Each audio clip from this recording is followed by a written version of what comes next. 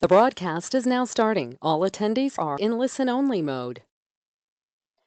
Hey everybody, thank you for joining our second webinar of the season. For those of you who don't know me, my name is Keita McCrory and I'm the new coaching program coordinator at Canada Snowboard.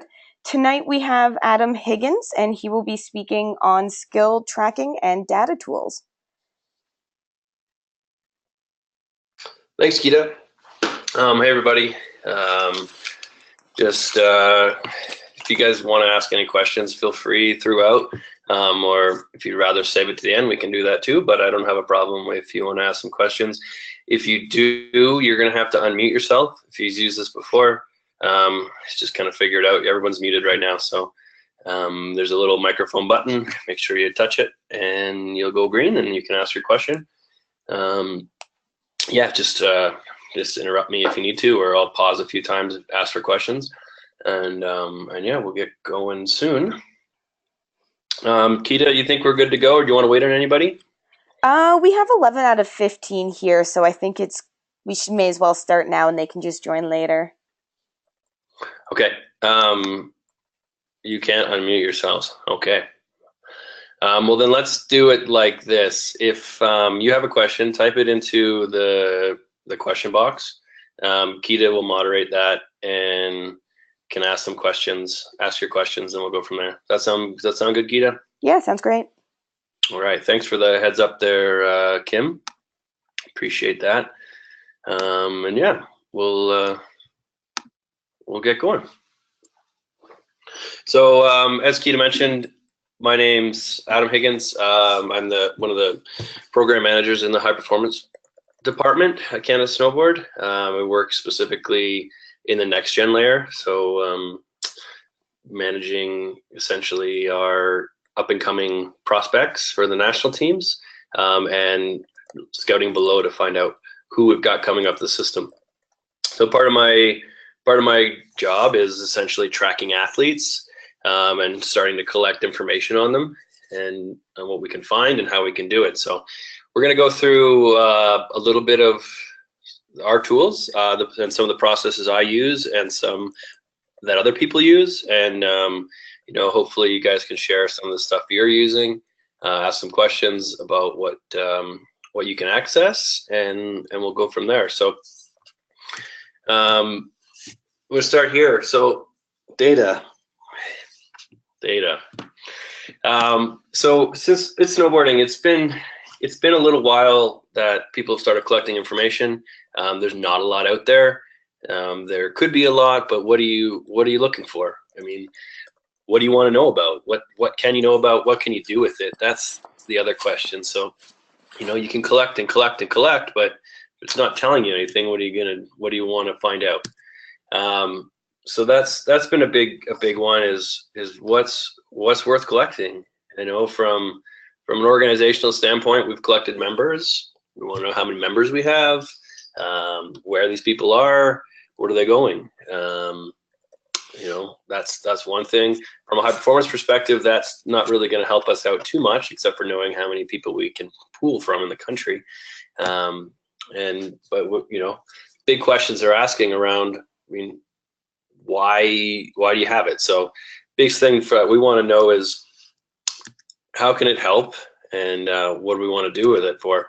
You can see this is a pretty picture, but the question is, does it tell me anything? Is this worth anything? And to me, it's not really. It's a fancy dashboard just showing what I can find off of a result sheet. So there's nothing really there. But it looks cool. So this is this again is this relevant? Is this useful? I mean, it's pretty, but that's about it, right? So what it's showing me is the scores from some athletes who made the finals and what countries they're from. So it's nice to know that all of these guys on this side over here with those nice circles are like that. So that was a pretty good event for us that day. We know that was a good day for us, but what I have here isn't really showing me anything. So again, what else can we collect? Oh, now what do I do?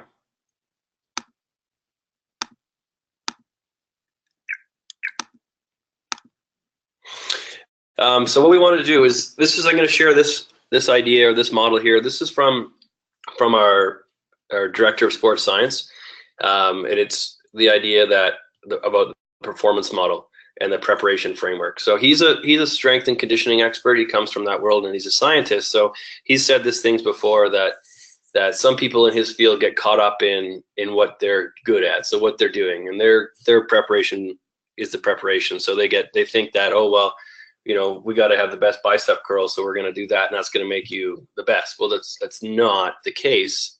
Is that what does it help the performance? So the big thing here is we want to drive the performance first.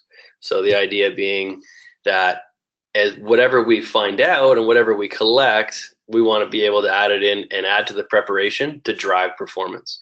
So if I'm collecting something that's not going to help my performance, or it's not going to give input into what we need to prepare, what's really the point of it? And that's something that we're gonna fall back on and fall back to later. But the big thing and it gets tricky and tough, but the big one is we want to make sure that we're going to be building on the performance. You can collect all sorts of information about all sorts of things, but at the end of the day, is it going to drive performance? As a coach, you should really be thinking on trying to find things that you can improve this. So focusing on what you can find, and it's a strong move to do. So again, when you're looking at that, we need to ask ourselves some good questions. So what's the ideal performance? And what are you striving to achieve? What do you want to win? And it comes down to, again, what level are you coaching at? Does your performance mean the same it was on that slide, that at the performance that it took to win the Locks World Cup last year? Is that where you're trying to win at right now? Is that where you're trying to get to? Because if it is, then it's a lot different than if you're working with little Johnny at the ski hill 3 nights a week.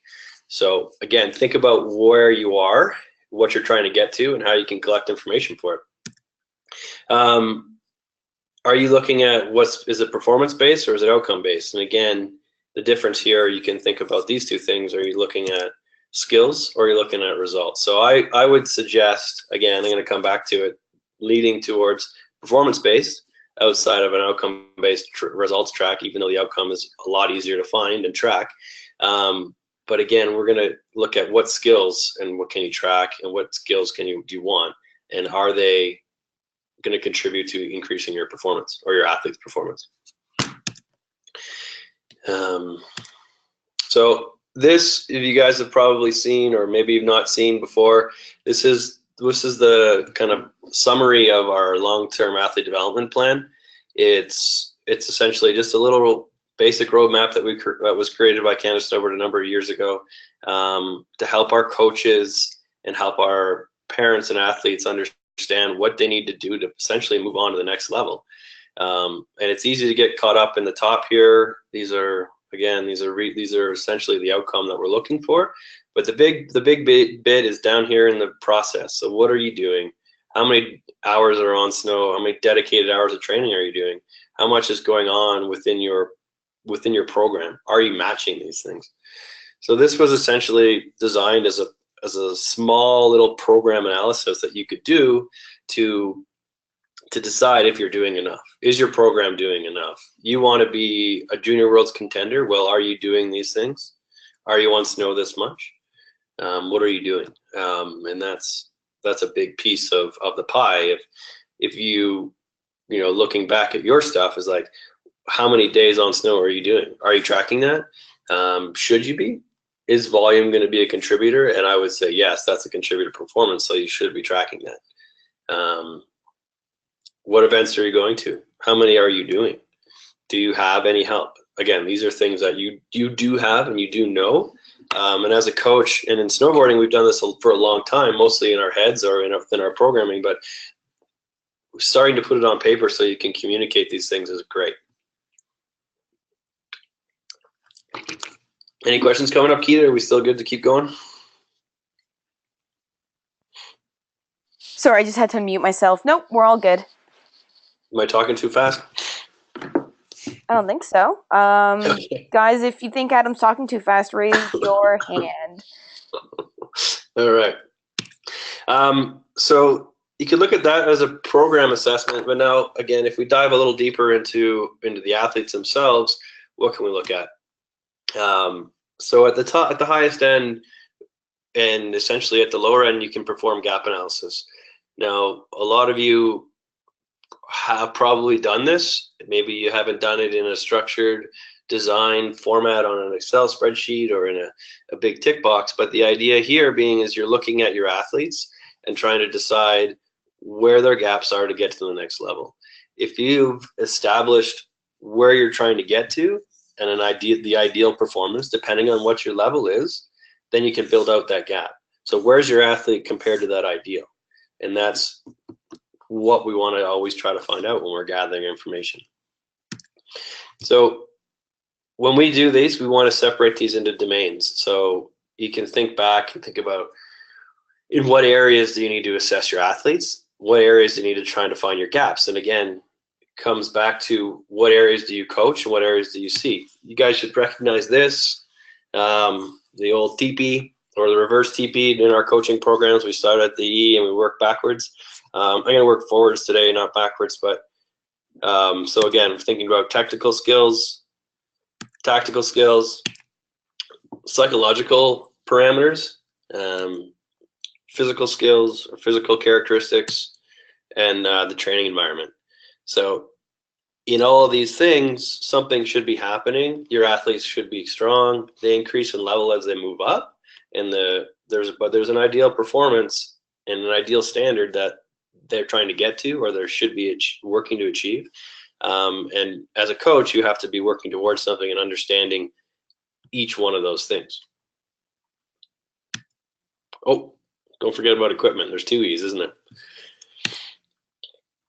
So one of the easiest ones, and one of probably not the easiest one, but probably the most common that's happening in the majority of our snowboard programs right now are physical assessments. I know Ontario does a great job, BC does a great job, Nova Scotia has done great jobs for years, and Quebec just finished theirs on the weekend. So I know this is happening. Individual programs is probably happening as well. So we noticed in some of our athletes a couple years ago that maybe they weren't strong enough. Maybe that was helping do some things. So we looked at physical assessments to make sure we were, where our athletes were and compared it to things. So I'm gonna have to throw this out there. In your physical assessments, what are you testing?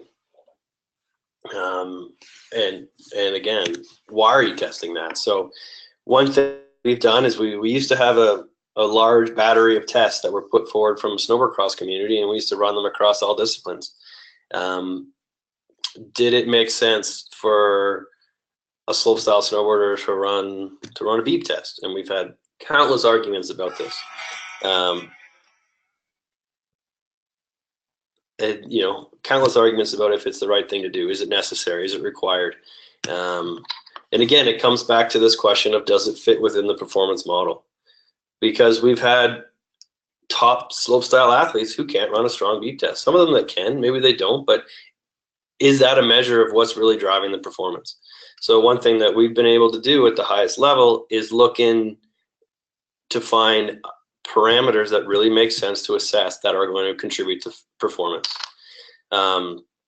One thing that we've done in slopestyle, and we're going to move towards in half pipe too, is looking at the criteria that really move someone up. So we focus on amplitude and rotations. So if you look at a jump, what looks better? Going higher and landing in the sweet spot, or going short, not short, but low flying and landing in the sweet spot? Who's going to score higher for the same trick? Obviously the guy who's going higher. Is there any physical attributes that can compare to that? Maybe pop, maybe there's a bit of a leg strength outside of the technical. So we looked at a couple of things, and we did find a correlation between power or force development and pop.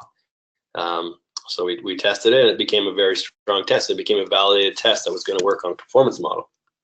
So again, looking at some of these ideas and what you're testing. Are you testing something just for the sake of testing it? I got to come back to the beep test because I've always been a fan of it. I don't have a thing against it. I like watching them run. It shows you how determined they are to do something well, and you get a good idea of what their energy systems are like. But someone used to ask me, say that's why we ran the beep test, because it was a mental test. Well, if you want to test a mental skill, why don't you test a mental skill instead of using the beep test? Anyways, we could go on forever about this, but that's not what we're here to talk about. So again, thinking about things that can fit the performance model and actually make sense to increasing their performance. So we just have a question. Yeah. So Erica wants to know, the total training hours are based on 1 calendar year or on snow only? It would be based off a calendar year. So we looked at dedicated training hours. So we're talking, it doesn't even necessarily be a coached hour, but essentially enough time that you're with your athletes, or your athletes are dedicated to getting better. And sometimes it's hard to maybe be on snow. It might not be on snow, but in a lot of regions in Canada, it's really hard to get that many hours on snow. So you got to look at other areas. Skateboarding can be a dedicated training. So can going for a run, going for a mountain bike ride is dedicated training. Doing performance, work with the mental consultants, that's dedicated training. So things that are working towards getting better at your performance. Perfect, thanks. Erica, if that doesn't answer the question, just keep posting in the question thread.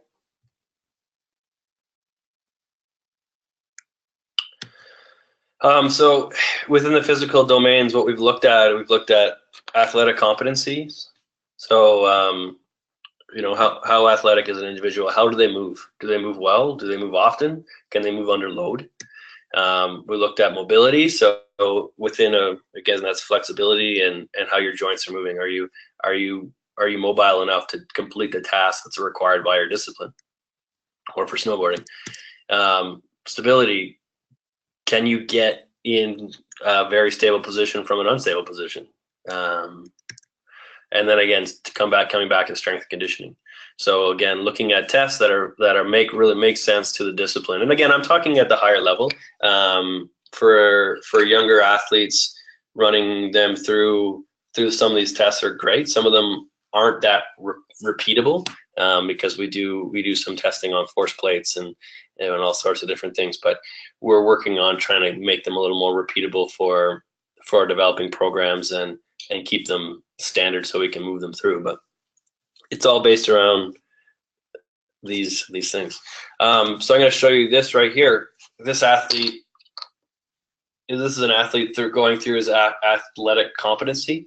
So can he complete these tasks up to the standard? The standard was out of 3, and it looks like he got perfect on all these things. So again, this is a visual of a data, and it looks amazing. It looks like he's great, but all this means is he's, to quote my sports science team, he's not shitty. He's able to do these things, make these movements, and he's athletic enough to move on to the next level. I'd probably be, in the middle of the 2s and 1s. I'd probably be scoring a shitty on this, but that's me. And again, it looks like he's great, but there's other things involved to help him move along. So Adam, we have a question from Kristen. Yeah. Are they using FMS screening to do this? It's a portion of it. So within the mobility section, there would be some FMS stuff. It's not necessarily the exact same. It's combined with a physio screen. So it's moving muscles and joints. This is a physical literacy or physical cert. So you can see they do an overhead squat. Essentially, these are movements from an FMS, and FMS is a great tool to compare these things. Perfect, thanks. Assuming you got someone who knows what they're looking for and how to complete it properly. So that's an example of what you can look for in physical. Now we're going to dive into some technical and tactical assessments, and we're going to go through that sheet a little bit that I had sent you guys. So some of the things we've looked at are skill tracking, performance tracking, and results tracking, to go back to the objective piece.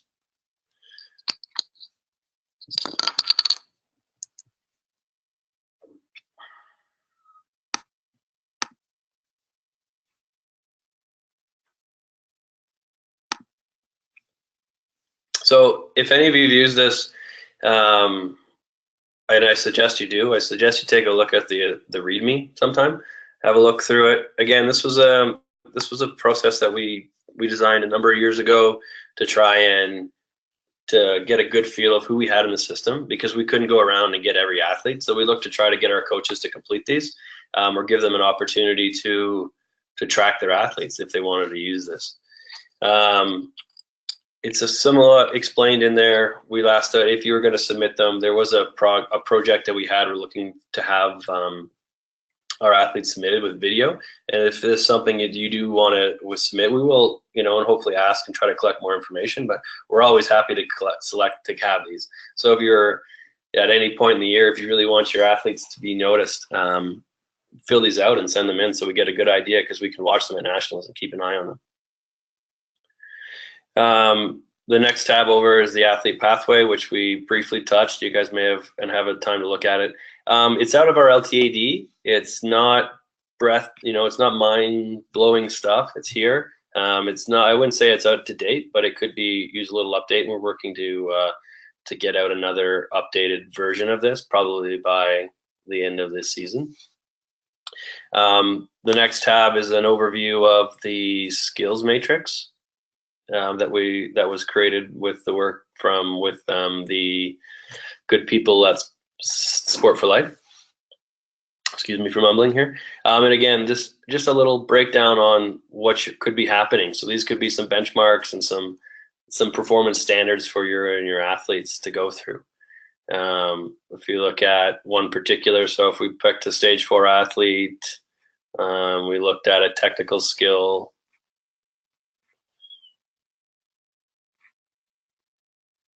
We're looking at, they could be doing rotations from 180 to 1260. And that might be a very high range, or maybe too high, but a lot of athletes in this area can, not a lot, but some athletes in that stage can complete those tricks. So don't stop themselves short.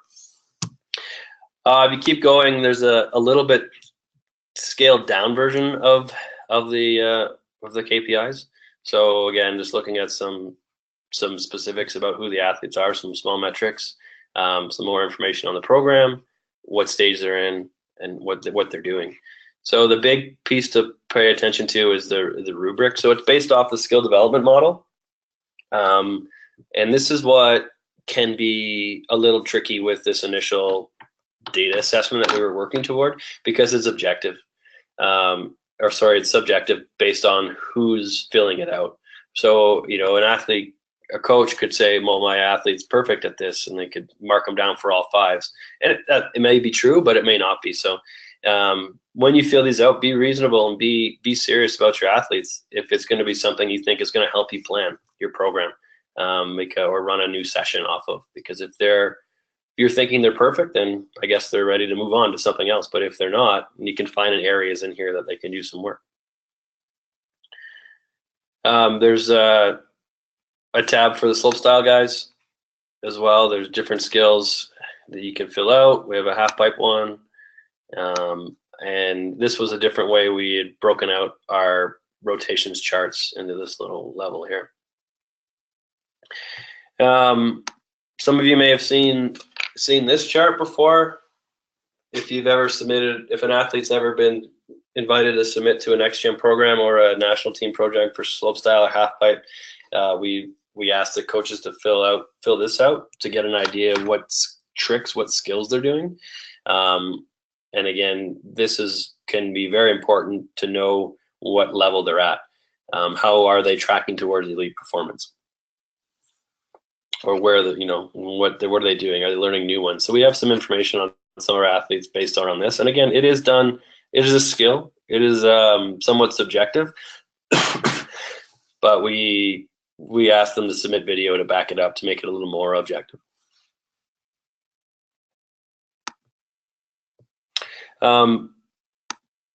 Another one that we've used a little more.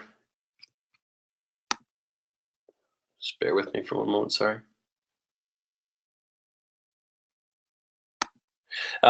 This is an example of collecting information that I found really helpful for freestyle and slope for freestyle athletes.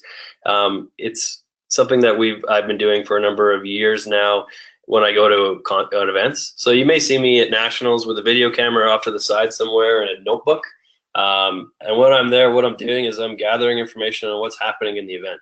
So essentially acting like a judge, where a judge will steno the information on what's happening. I keep track of what athletes are doing. So what tricks are they doing? And the reason I do this can go back to our performance framework on what does it take to win? What is it taking to make a final? So we do this, I do this at nationals, I do this at junior worlds, and we try to do this as many high level events as possible. Just bear with me a second, guys. I'm gonna run out of power. I gotta grab my charger. Sorry about that, just a second.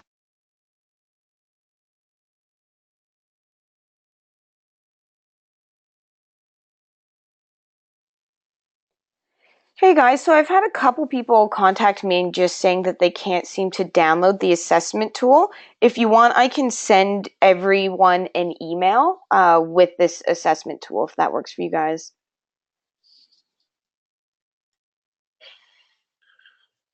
So yeah, this is an example of, you can do your specific athletes, but the way I like to do it is I look at the entire event, because I want to know what it took to make the finals at that event and what it took to win or podium that event. It's been helpful information for us in understanding how we're going to build a run moving forward. We're somewhere where we want a strong objective result, and to know when our athletes are ready to go to that next step or that next level, or when they should continue to train and continue to work on the skills. Because, you know, maybe an athlete has a 1260, but does he have two other tricks to link in a run that well that's going to make the difference for him to go to that World Cup? Or does he have to stick around until he can start spinning the other direction to get a stronger one to complement that? For our race individuals, some things that we've looked at is looking at a little bit stuff within the time. So this can come from, let me start over again. Sometimes in the race, you can find a little bit more off of the result sheet than you can from a freestyle athlete. Freestyle athletes technically show the ranking and the score, which don't necessarily mean a lot. But for the World Cups and some NORAMs, you get an idea of qualifying times, you get bracket ranks, and you can get the final rankings. So sometimes you can't get a ton of information from these things, but you can select some interesting things. You can find out how fast they qualified, for one. Okay, they qualified 5th. Okay, that's great to know. How far off were they from the leader? In this instance, this athlete was just over a second off, but she did it on her first run. So you would know that within the performance, it was a strong result, because they were able to complete the objectives and stick to the race plan and get it done on their first run, which is, some things were going right. So they were able to, execute some strong things. We can look at how did they go through the bracket. So in their first race, they did really well. They won that race. So they did a lot of good things right. Semifinals, they were second. So again, they probably either handled traffic well enough to keep ahead, or they did a really good start and they were able to control some ideas. We can't tell if they made some passes or if they are passed, but we can find some good information out. And then we can look at their final run where they ended up 4th.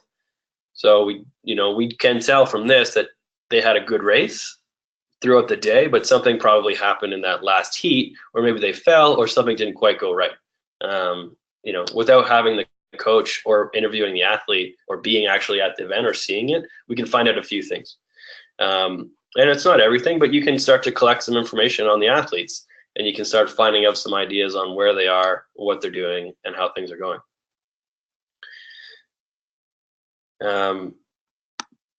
Anybody, as we go out, can we get anybody collect anything or anybody share anything?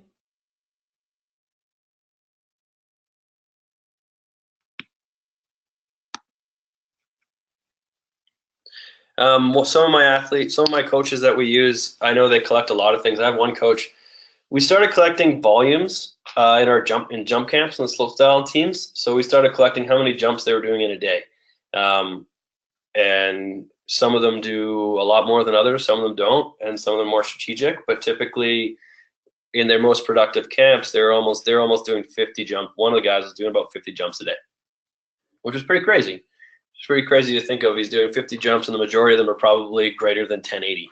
So that's a pretty good thing to find out. We didn't track difficulty, but I had another coach who took it even further, and he was tracking volume, attempts, and lands of essentially his contest trick. So he could go back in any of his certain training days and tell me how many times one athlete did a 900, or how many times they did a 360 rail trick or a 540 rail trick on an effective rail.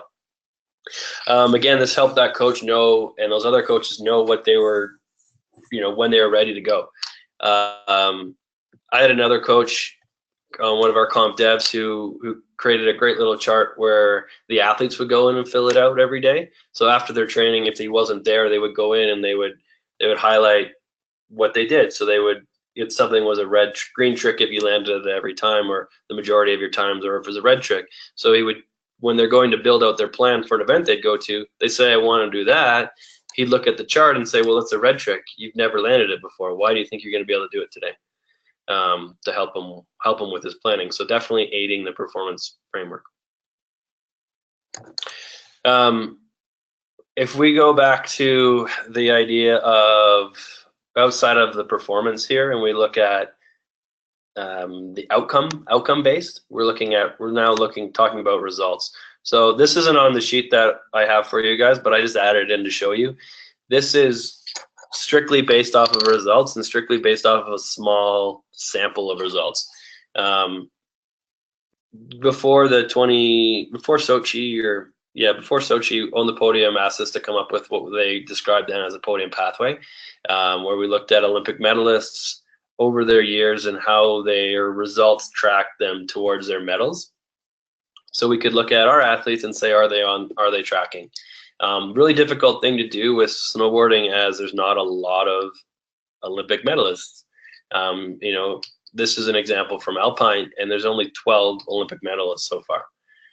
So you've got you're going off of a fairly small group, a very elite group, and it doesn't show a lot of information, especially when you get down to the bottom end here, where some of these things are not quite on track.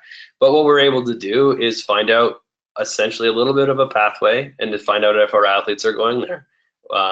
What the information told us is they started to do well on a Continental Cup, gaining consistency, moving up to a World Cup, gaining consistency, and eventually going to the Olympics.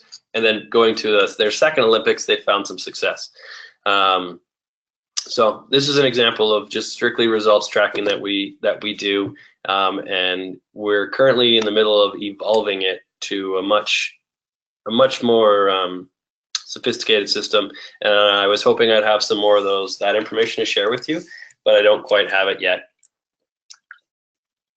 The example in the beginning of the presentation with that fancy graphic is from that in the initial attempts on finding relevant information. So hopefully we have some pretty cool stuff we can share with you next year, or at some point over the season if you find me and we can chat it over. So those are some examples of tools we have and things we're doing. So depending again what level you're at and how interested you are at collecting information, I'd start with something that you want to find out. Start with a question that'll help your planning or your programming. So if you want to find, what's happening with your athletes outside of these things, can you start to track some ideas? Feel free to do other things than what I have here. These are examples that are open to you, and that I'd be very happy to see, and I'd be very happy to collect your information. If you start filling these out for your teams, I would love to have it. I would love to know And at any point, if you guys want to contact me individually, we can go over some of these things in more detail. If you have specific questions offline, we can talk through it more.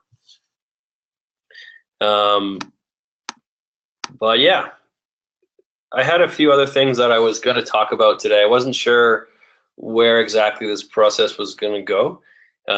Natasha had asked me in July if I could talk about some of this stuff, and I kind of gapped on. And then I started thinking about what we could do, but it wasn't in line with what the topic was. So I wanted to share about other tools that we had and other things you have access to. So this is one thing that you do have access to, but in addition, Canada Snowboard does have other tools for you.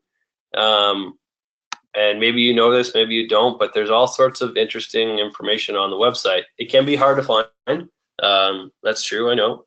And it can be password protected like this one, which is a little bit unfortunate. But we'd like to, give it to all of you guys. And if there is something on here that is password protected that you'd like access to, feel free to email Keita or myself, and we can see if it's something you can definitely access. But one thing I wanted to draw your attention to was these YTPs.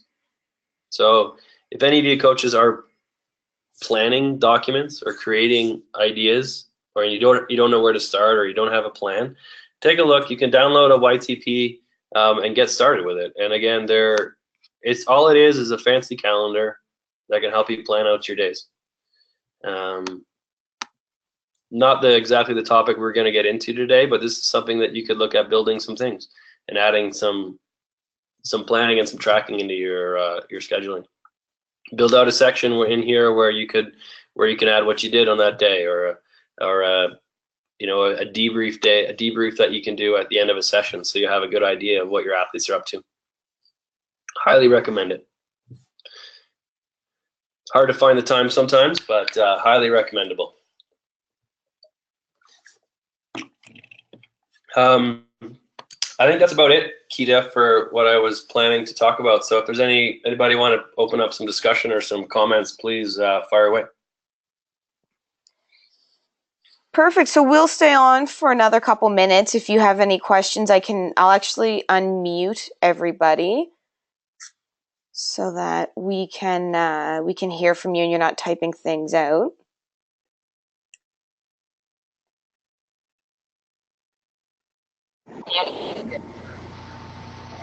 I don't know if this was a good idea or a bad idea.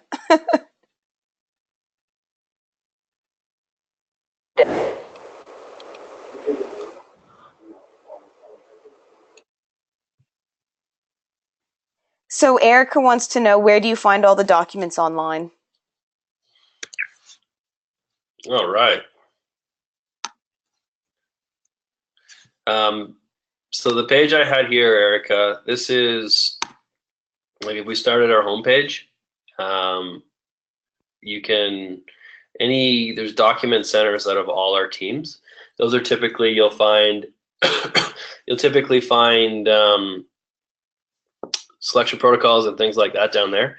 Under resources, you'll find a little bit more. Under the resources, you can have there's a document center strictly for the resources, and this is where you can find a number of different things. So all sorts of different helpful information down here. So you can, take a split. You can look for coaching on here, search for strictly coaching, and that's where I was at. You can look for, there's a really, really strong one on the women's section. The women's section has a really, really good, a lot of excellent information under this coaching resources. So Women's Sword Federation and coaching resources. So a bit more about working with females, but tons of awesome resources found on this page. So I've got a new one to put up too that I got from a conference I was at last week, from the IOC as a brand new program, which is very, very strong. I was going to start with that, but it didn't seem to make sense with what I was supposed to be talking about today. So we'll put it up there and you guys can access that for someday. But yeah, for your information, under these tabs, under the, sorry, let me try one more time. Where did I find it? Members? No, it was programs. Sorry, it wasn't, was it? Like I said, see, hard to find out. About Us, that was the one. About Us, Document Center.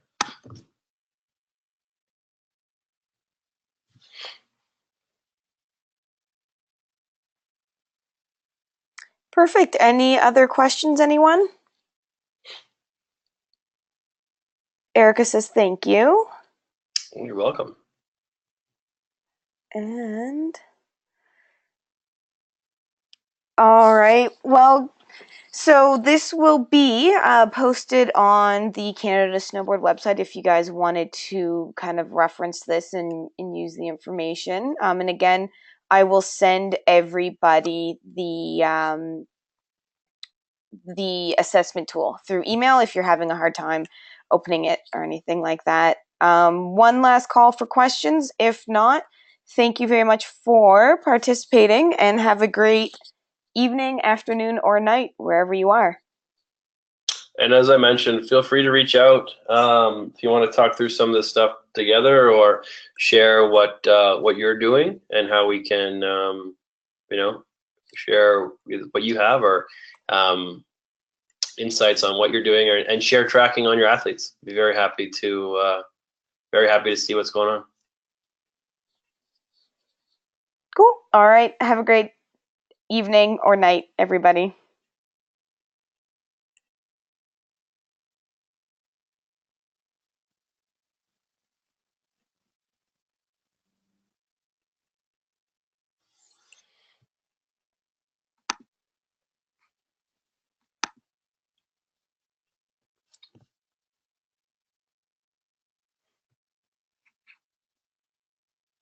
Are you still on?